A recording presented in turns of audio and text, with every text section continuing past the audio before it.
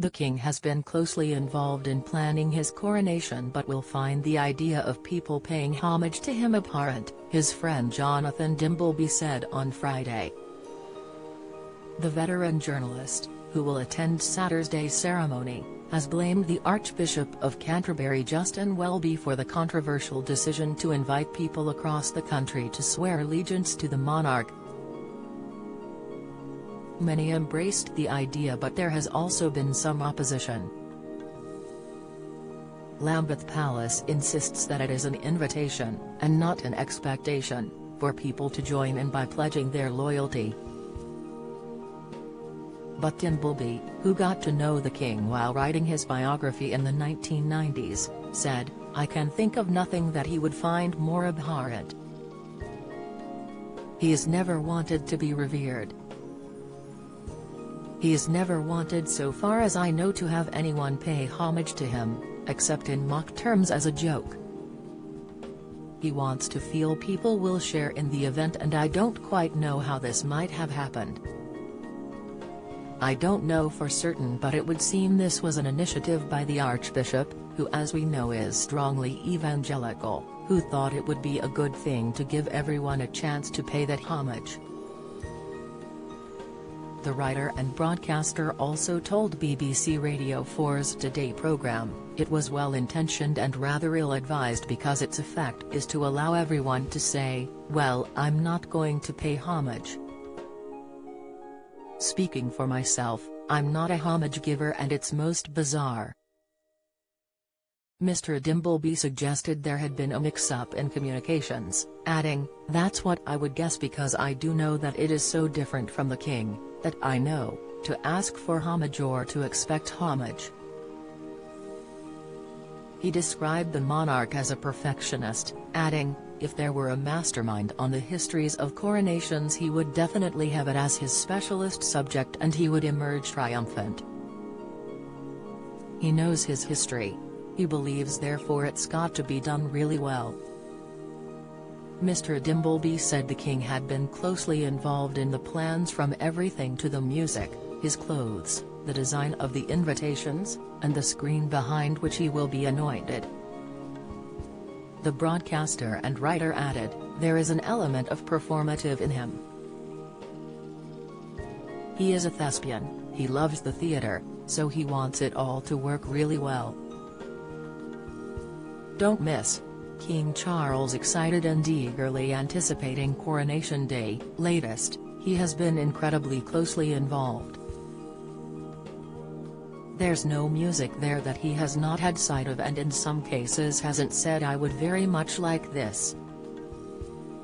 Mr. Dimbleby, 78, continued, "He took a very, very close interest in what he wore.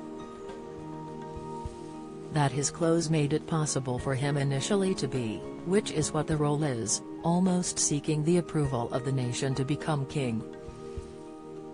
A humble petitioner, and to emerge triumphant as monarch, at this extraordinary pageant, at which he is the star."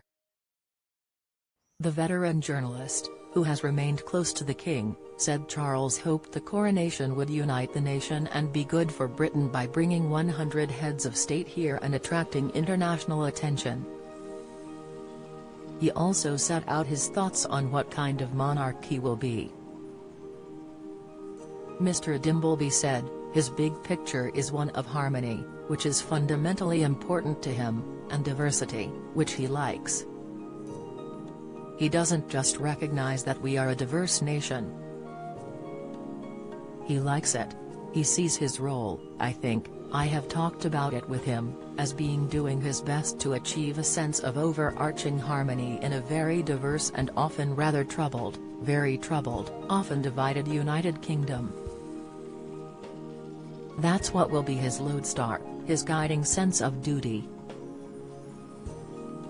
Mr. Dimbleby added that Charles understands he can no longer express controversial views, adding, "In public, he will have to only speak when he knows that he is expressing a consensus as defined by the government of the day."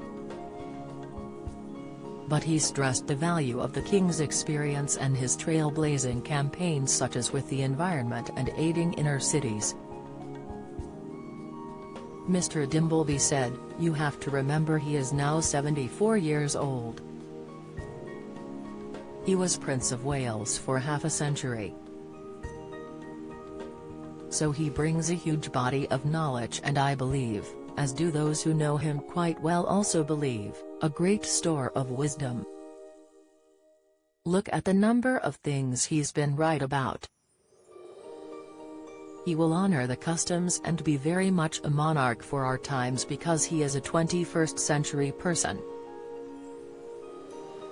Meanwhile, expressing his hopes for the coronation and its impact on the British people, the most reverend Justin Welby said on Friday, "The coronation of King Charles III and Queen Camilla promises to be a beautiful, joyful and historic occasion.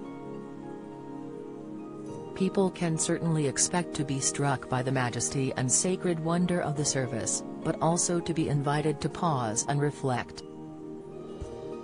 To reflect on our past, our future and, as we pray for our sovereign, on our lives and how we too are called to serve others." This service reaches deep into our nation's Christian history. From the ancient and sacred act of anointing monarchs to the use of the 6th century St. Augustine Gospels, the service will link us in a profound way with our national story. But this is not simply history. I hope the service offers people an opportunity to hear the living words of God, which bring good news to every person in every generation. I also hope and pray that the coronation will serve as a powerful reflection and celebration of who we are today, in all our wonderful diversity. So I will be praying that everyone who shares in this service, in the Abbey, across the country and beyond, will find ancient wisdom and new hope. I pray that it inspires us all, like the King and Queen, to live our lives in service to others.